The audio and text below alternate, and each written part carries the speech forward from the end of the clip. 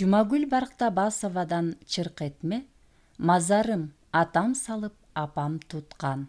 Окуп аудиолоштурган Жылдыз Турсунбаевна. Бул жолу дагы келдим.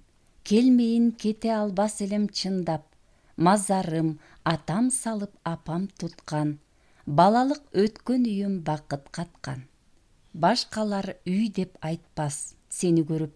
Бир эле пайдубалго эскирип тал каланган дешер алар.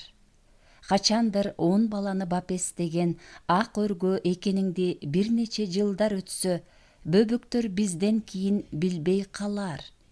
Жан дүйнө козгоп, бүлүнтүп бороон салган акыл эске жүлүнүң жулуп алып тынчытып, кайра баштан салган санаа ушул үй көңүлүмө өтө жакын. Бир дүйнөм болуп калар көз өткөнчө, бир башкача. Ушул үй кан тамырды, жүрөгүмдү дүкүлдөткөн, жыргаткан сезим берип, балалык түнөк күткөн. Азырда кадимкидей элестеп көз алдымда турат баары.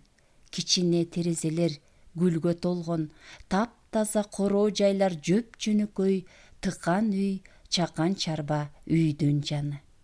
Теректер азыркыдай телмиришкен.